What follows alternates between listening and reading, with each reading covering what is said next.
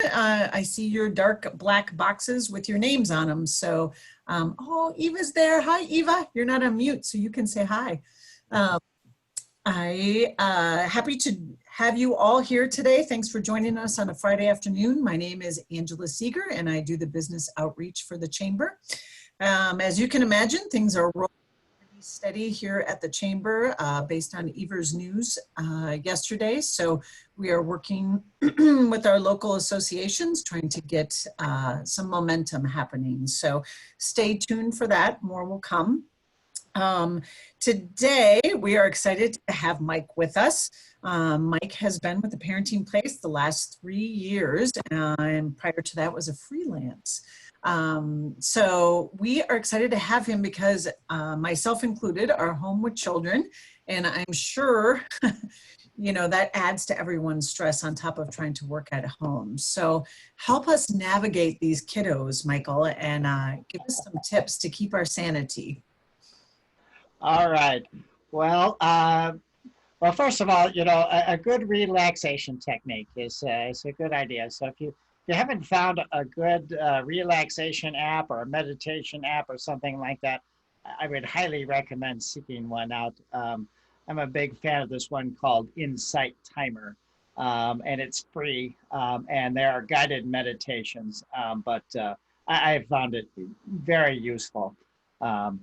Plus, we are lucky to be able to get outside and to walk. So really take that opportunity to get outside and get that sunshine and be active.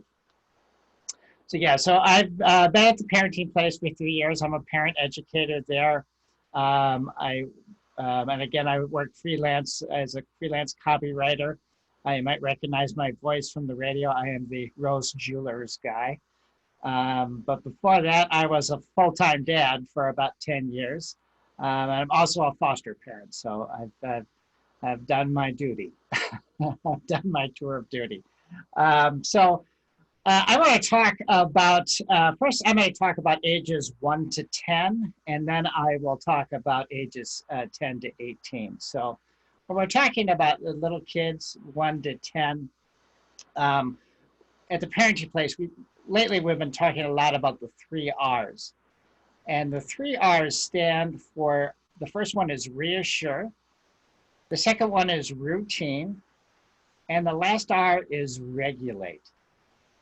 So to reassure, that means to let your kids know that you are doing everything and anything possible to keep them safe.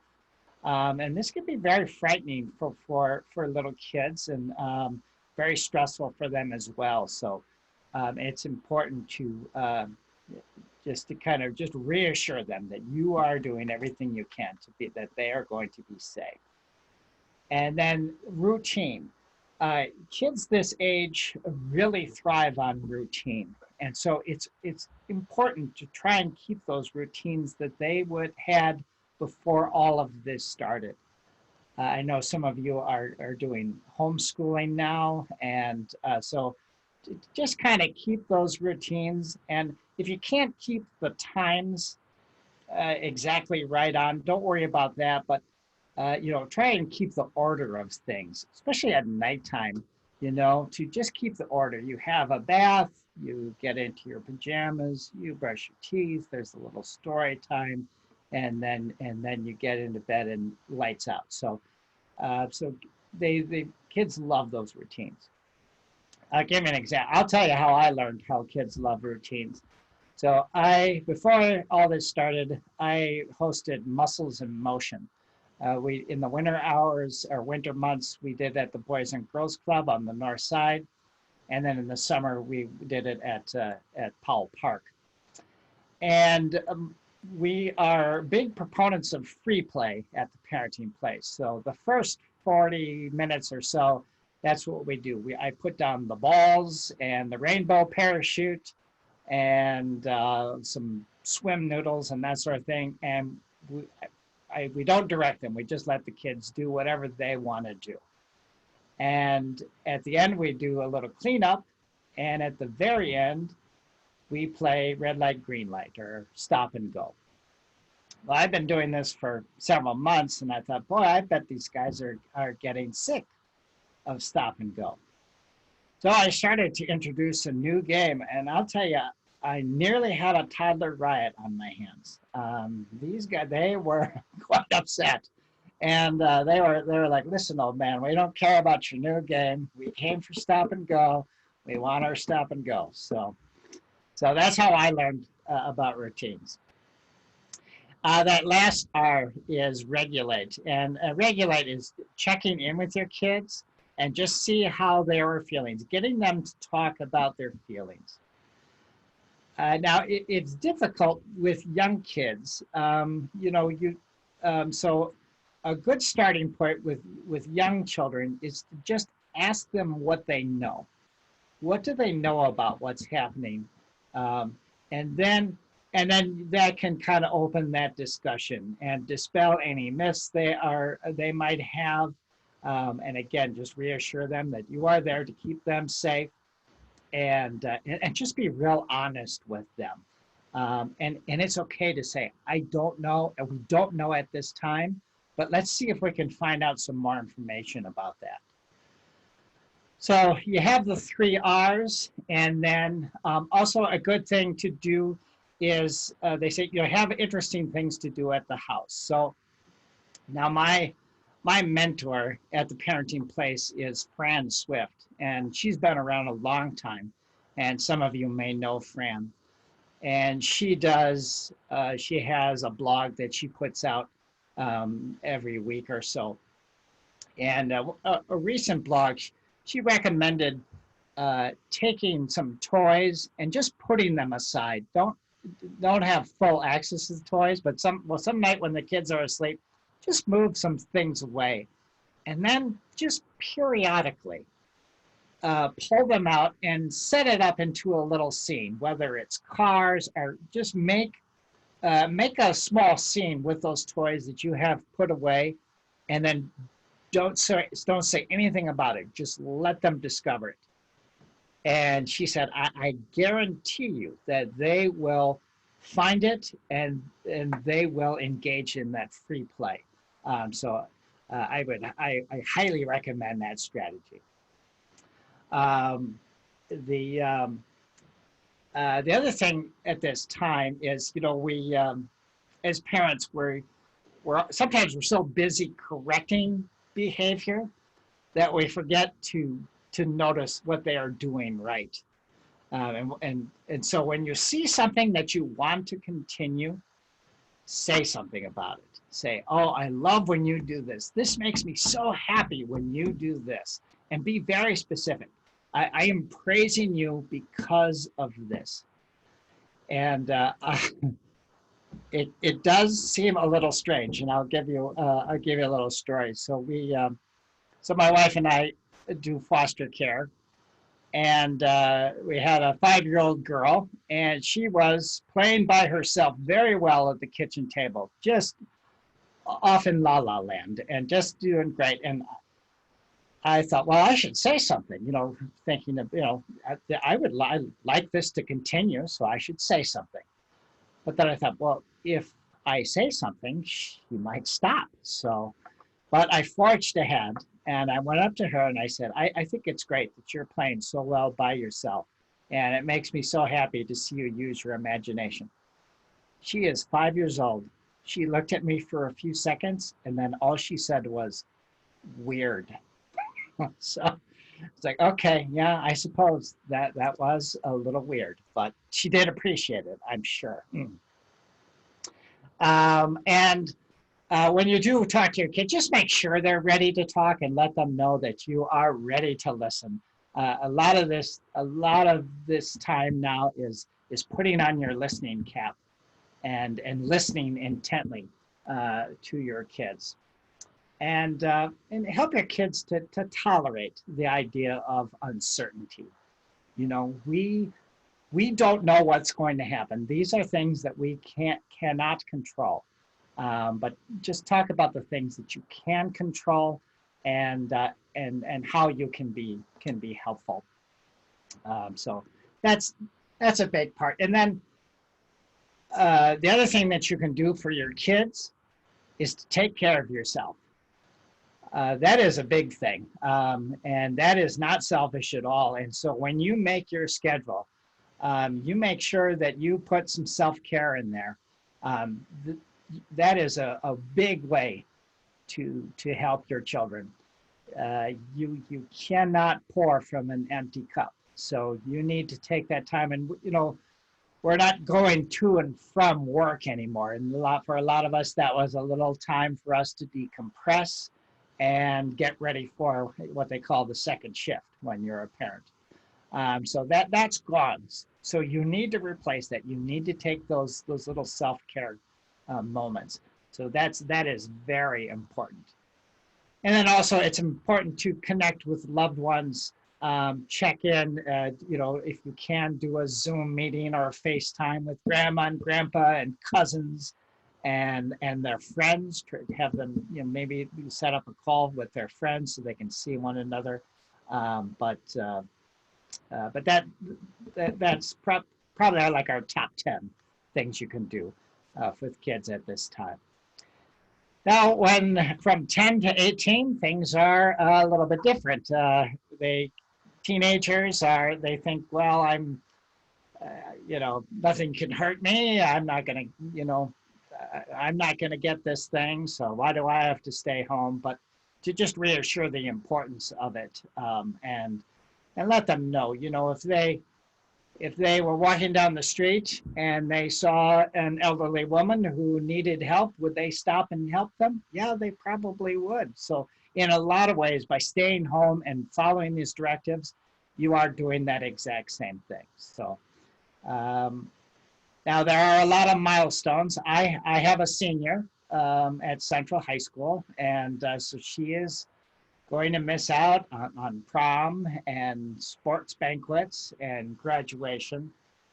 And it's important if your kids are, you know, missing those milestones, just be aware that they are grieving. And again, the best thing that you can do is to put on that listening cap and ask them if they want to talk about it. And they are missing these occasions, but it doesn't mean that you can't do them in your own household on a smaller scale. So if your child is involved in sports and there would have been a sports banquet, just one night for dinner, we are going to honor our athlete and you know, make some speeches. And same thing with graduation. You can even everyone dress up for dinner and have a little ceremony. Let your student know that they were voted valedictorian. If they choose, they can give a speech to the rest of the group, and birthdays and things. Just make them feel special.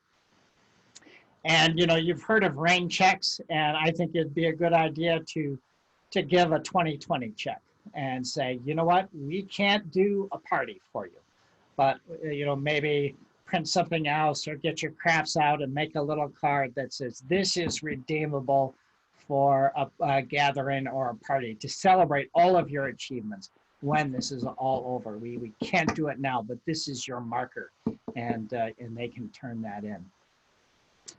So yeah, I mean, you know, I think that's, I will take your questions right now, but you know, I think, you know, that's kind of in a nutshell what we've been sharing with parents at this time.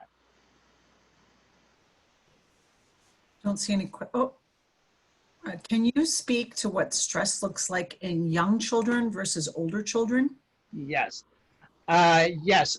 Now, what will happen with younger kids? You might see an uptick of them regressing or acting a little young, almost going back along the maturity scale, and that is perfectly normal. And you might also see an increase of nightmares, but nightmares are pretty common. They usually happen in the morning, and And we recommend if a child is having a nightmare, and if you go into the room now, if they are still sleeping and they are in their nightmare, even though they seem upset, it's important that you do not wake them. Just the dream may work itself out and they may get back to sleep without waking up. But if a child is awoken from a nightmare, again, it's a time to, some little snuggle time, a little to reassure them, and put on that listening cap. And if they want to talk about it, talk about with them. It's important that I know I think I may have made this mistake in my parenting career, but it's important not to do a little storytelling like, oh, there's a monster in your closet. Well, I have some extra strength monster spray, and I'll give it a good dose in the closet. You should be safe. What that does is, what I've done is actually validated that there might be a monster, and it might come back. So it's really important if a child does have a nightmare, just let them know that what happens in a dream cannot hurt them. And it is just that. It is just a dream. And just try to get your child to calm down, take some big, deep breaths, and then just say, you know what, I'll leave a light on for you. I'll leave the hall light on for you and see if they can get back to sleep. And if they do manage to get back to sleep on their own, the next day, praise them for being able to do that. But you don't need to bring up the nightmare unless they want to talk about it. But be sure if they do manage to get themselves to sleep, praise them for that. Stress with older kids, a lot with everyone. Like I said, they are grieving, and everyone grieves differently. So some might get very quiet, some might be very weepy. And the best thing to do is be like you would an adult, just be supportive, be there to listen, and just let them know that you validate those feelings of disappointment and loss. And remember that there is no timeline on this. Some may grieve for a longer time than others. But now is the time to just be real reassuring and let them know, I am there for you.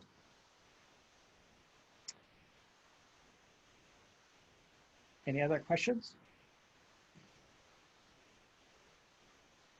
I'm not seeing anybody else. You could unmute yourself too. This is a small group, so if anyone wants to unmute themselves. I have a 12-year-old at home, and screen time, unfortunately, has become more part of our life, especially when he can play with his friends, right? So what we learned from Nick Roush yesterday is we're not social distancing, we're physically distancing, and they need that social time. And so as much as my husband and I don't like it, I hear him talking to his friends. And so that's been tough. But any advice on, video games are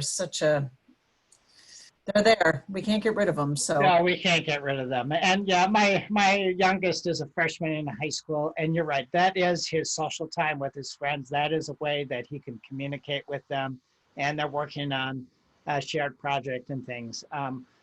With real younger kids, especially with those nighttime routines, just try to taper off the screens as you get into the evening. But by the time you're ready for bed, just everything about the evening is calming. So, and that's the time when, it's time to put the stuff on the charger.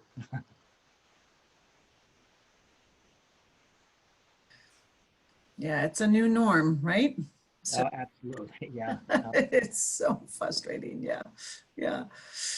Anyone else have any questions out there? I know there's some moms out there. I recognize your names. So I'm sure we all are struggling with the same thing. Or again, I only have one at home, so he's got no one to play with or fight with. So Well, I have the two in high school, the senior and a freshman. Now my oldest daughter is working at Target. So my youngest son lost his playmate. So luckily they get along very well, and we haven't had too many problems. Yeah, it's amazing how social skill, there's social skills from school, so mine's actually missing school, right? And it's not, because of the work, it's because of the social part of it. So the social, not having that has been probably the biggest challenge. Yeah, more than schoolwork, so it's tough. So, oh, anybody else? Oh, we just have a couple thank yous. All That's right. always good to hear. One thing that's fun at this time, especially with younger kids, is to flip-flop activities. So, go outside and have a picnic out in the yard, and then some weekend bring all the camping equipment and everybody camps out in the living room. Do those little flip-flops and take advantage of it. We live in an area where hiking is readily available to us, and I think it's a good activity to do. I have noticed with kids that the word hiking sounds like the word math or lima beans.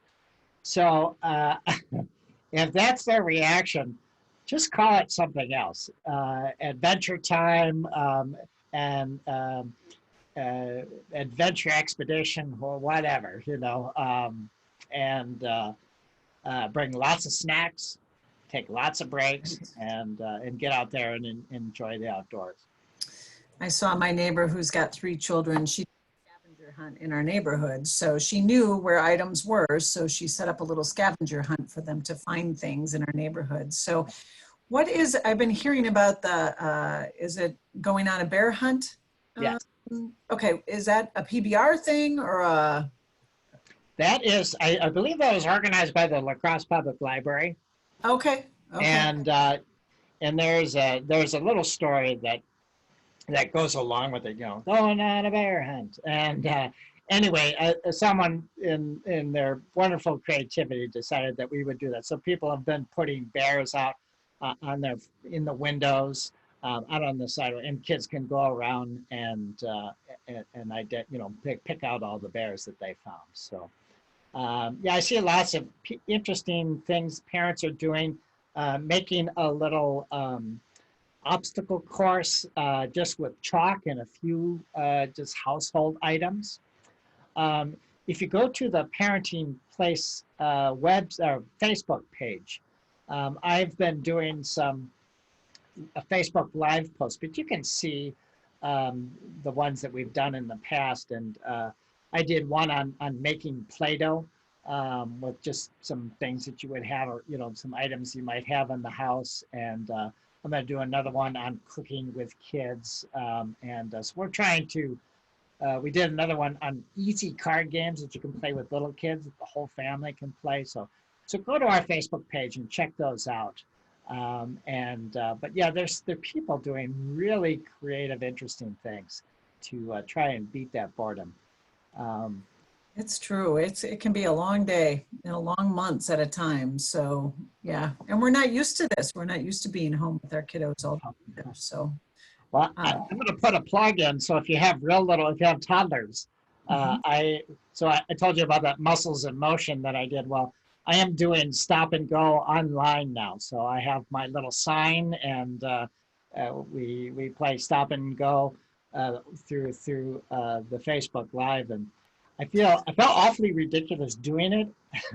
But then someone shared a video of their kids doing it, and I thought, wow, that really, really worked. So if you have little ones, join me at 11 on Wednesdays.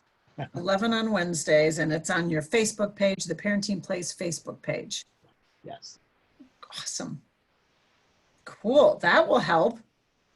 Wonderful. We'll add that to our notes as well, so we can share this out when other people watch this webinar at a later time. So, all right. Anything else for the good of the group while we have Mike with us? I am not seeing anything. Maggie, maybe let's zip back to our page and we will show them what's coming up for our next webinars next week. We have webinars on Tuesday, Wednesday, and Thursday next week. And there, please register. Just makes it easier to pop back in. So we have TrustPoint on Tuesday. We have UWL. We have TJ Brooks coming up on Wednesday. And then Understanding the PPP with Ed Jacko from JRM. For those of us that had applied for it or what's happening with that. I know they're out of funds. I'm not quite sure what that means or if more funds are coming. So I think we're learning those things as we go. So by Thursday, hopefully we'll have some good information. So thank you everyone for joining us. Michael, thank you. Thanks for having Enjoy your me. time at home with your kiddos. We never have gotten this much time with them. So thank you for some tips, and we will continue to get ready for our new normal. And when we all come back together, it'll be even sweeter. So Yes, indeed. Well, thank you, Michael. Thank you. Thanks, everyone.